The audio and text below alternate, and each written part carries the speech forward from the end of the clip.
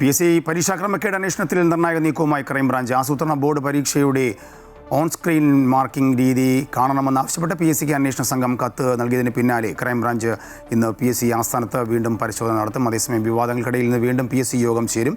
വിവരങ്ങളുമായി എബി ചേരുന്നുണ്ട് തിരുവനന്തപുരത്ത് നിന്ന്. എബി, വീണ്ടും ഇന്ന് PSC യോഗം ചേരുന്നുണ്ട്. അതിൽ എന്തൊക്കെ വിഷയങ്ങളായിരിക്കും പരിഗണനയ്ക്ക് വരിക? മാത്രമല്ല, ഇന്ന് PSC ആസ്ഥാനത്ത് വീണ്ടും പരിശോധന നടക്കുന്നുണ്ടല്ലോ ക്രൈംബ്രാഞ്ചിൻ്റെ. രാജേഷ്, PSCയുടെ ഇന്നത്തെ യോഗം എന്ന് പറയുന്നത് സ്വാഭാവികമായിട്ടുള്ള യോഗം തന്നെയാണ്. തിങ്കളാഴ്ചകളിൽ യോഗം ചേരുന്നതാണ്. അതുമായി ബന്ധപ്പെട്ട കാര്യങ്ങൾ മാത്രമായിരിക്കും. പക്ഷേ ഇന്നത്തേതിൽ പ്രധാനമായി മറ്റൊരു വിഷയമുള്ളത് ഈ ചോദ്യപേപ്പർ മാറിയത് ഉൾപ്പെടെയുള്ള കാര്യങ്ങളുണ്ടായിരുന്നു. അതിനെ തുടർന്ന് പരീക്ഷ റദ്ദാക്കുന്ന ഉൾപ്പെടെയുള്ള കാര്യങ്ങളൊക്കെ സംഭവിച്ചിരുന്നു.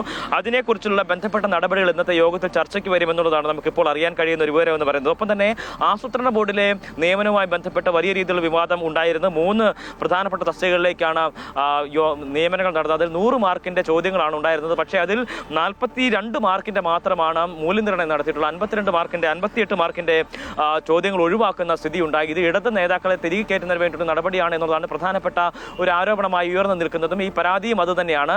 ഇതുമായി ബന്ധപ്പെട്ട് മൂല്യനിർണ്ണയത്തിലെ കാര്യങ്ങൾ ഏത് വിധേനയാണ് നടന്നത് എന്നതാണ് പ്രധാനമായും ക്രൈംബ്രാഞ്ച് പരിശോധിക്കുന്നത്.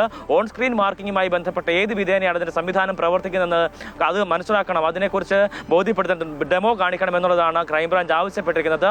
അത് സംബന്ധിച്ച് ക്രൈംബ്രാഞ്ച് ഒരു കത്ത് നൽകിയിരുന്നു. അതിൽ തീരുമാനം ഇതുവരെയും എടുത്തിട്ടില്ല എന്നുള്ളതാണ്.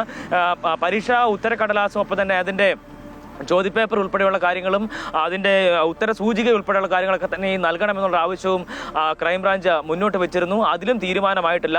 ഇക്കാര്യങ്ങളിലൊക്കെ പശ്ചാത്തലത്തിൽ കൂടിയാണ് ക്രൈംബ്രാഞ്ച് ഇന്ന് PSCയുടെ ആസ്ഥാനത്ത് വീണ്ടും എത്തുകയും ഈ രേഖകൾ പരിശോധിക്കുക എന്നുള്ളത് തന്നെയാണ് ഇന്നത്തെ സന്ദർശനത്തിൻ്റെ പ്രധാനപ്പെട്ട ഉദ്ദേശം എന്ന് പറയുന്നത്. ആ നിലയ്ക്കുള്ള നടപടികളിലേക്ക് കടക്കുകയാണ് SIT.